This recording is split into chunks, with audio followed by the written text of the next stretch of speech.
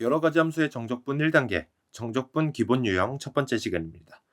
자, 우선 부정적분과 정적분에 대해서 우리가 간단하게 복습을 하면서 시작하도록 하겠습니다. 부정적분은 어땠습니까? 인테그랄 fx dx 이렇게 표현을 했고, 정적분도 똑같이 생겼는데 a부터 b까지 이런 구간이 생겼다. 그래서 이 구간이 갖는 의미가 뭔지 지금부터 설명을 해드릴게요. 일단 부정적분은 우리가 이걸 가지고 라지 fx, 그러니까 원시함수, 부정적분 함수를 구하는 문제였죠. 그리고 항상 뒤에 적분상수 c가 붙는다. 자, 그 다음에 정적분이 갖는 의미는 이렇게 xy 좌표평면 위에서 fx 그래프를 그렸을 때 x축에서 a부터 b까지 이렇게 잘랐을 때 저기 fx와 x축 사이의 저 넓이를 구한다. 이렇게 생각하시면 됩니다. 그래서 부정적분과 정적분의 가장 큰 차이는 뭐냐면요. 부정적분은 결국에는 함수를 구하는 문제고요. 그래서 도함수를 구하는 과정의 반대가 부정적분을 구하는 과정이다. 이렇게 설명을 드렸었죠. 그리고 정적분은 부정적분의 반대다. 이렇게 생각하시면 안 되고요. 정적분은 그냥 넓이를 구하는 거다. 이렇게 생각하시면 되겠습니다. 이 둘이 그냥 상반된 개념이라고 생각하시면 돼요. 정확히 반대의 개념은 아니다. 이렇게 생각하시면 됩니다. 자, 그리고 중요한 거 정적분에서 넓이를 구할 때는요. 플러스 마이너스의 개념이 있다. 자, 이거 꼭 기억을 해두시고요. 일단은 필기를 다 해두신 다음에 이 플러스 마이너스 개념에 대해서 설명을 해드릴게요.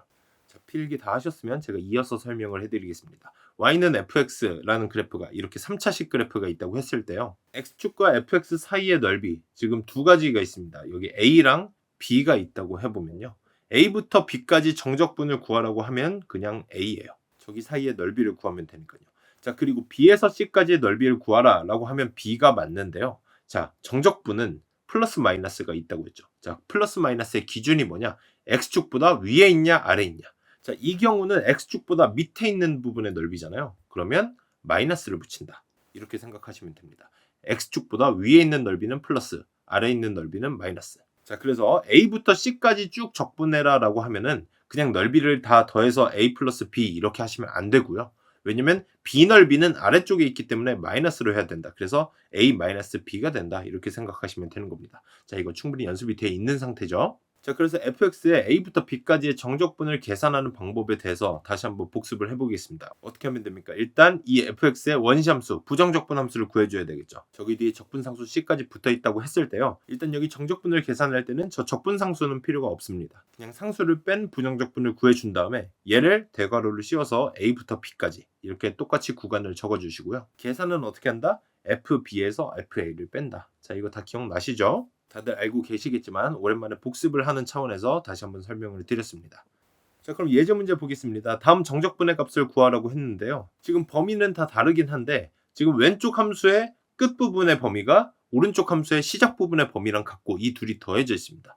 그리고 가장 중요한 거, 함수의 모양이 똑같아요. 이런 경우는 어떻게 할 수 있다? 이 두 개의 범위를 합칠 수 있다. 같은 함수를 하나는 0부터 2까지, 하나는 2부터 4까지 적분한 거잖아요. 그러면 합쳐서 어떻게 한다? 이 함수를 0부터 4까지 그냥 쭉 적분했다 이렇게 생각하시면 되겠죠. 자, 그럼 이거 계산을 해주기 위해서 부정적분을 구해줘야 되겠죠. 3의 x승의 부정적분 함수 ln 3분의 3의 x승 그리고 뒤에 있는 마이너스 6은 마이너스 6x가 되겠죠. 이걸 0이랑 4를 집어넣어서 얘를 정리를 해주고 계산을 해주시면 됩니다. 계산을 한번 여러분이 직접 해보세요.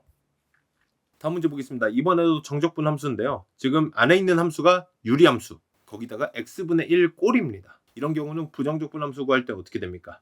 ln, 로그 함수를 이용해서 ln 절대값 x-3으로 바꿔줄 수 있죠. 그리고 오른쪽에 있는 것도 ln 절대값 x-1. 자, 이렇게 부정적분 함수를 구해주고 나서 얘를 4부터 9까지 적분한다. 4랑 9를 대입을 해주시면 되는 거죠. 그래서 얘네를 다 계산을 해보면 정답은 ln 16이 됩니다. 계산 한번 직접 해보세요.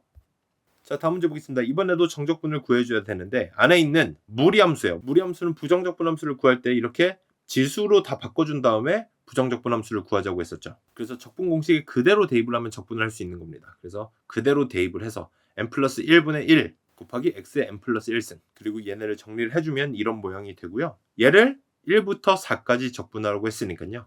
x에다가 4를 집어넣은 값에서 1을 집어넣은 값을 빼준다. 그래서 이것들을 계산을 해보면 정답은 10이 됩니다. 자, 다음 문제 보겠습니다. 이번에도 삼각함수의 정적분을 구해줘야 되는데요. 코사인 3x를 적분을 해줘야 돼요. 자, 그럼 부정적분 함수를 구한다는 건 어떤 걸 미분했을 때 얘가 되는가? 자, 코사인 3x는 기본적으로 사인 3x를 미분해야 코사인 3x를 만들 수 있겠죠. 그래서 사인 3x를 미분을 해보면요. 코사인 3x가 만들어지지만 얘는 합성함수예요. 안에 x가 아니라 3x가 들어가 있잖아요. 그래서 3x를 다시 미분을 해서 꺼내줘야 된다. 3이 추가로 곱해진다는 얘기입니다. 자, 그럼 이렇게 3이 곱해지는 걸 감안했을 때도 코사인 3x가 만들어지려면 앞에 이미 3분의 1이 있었어야 된다는 얘기죠.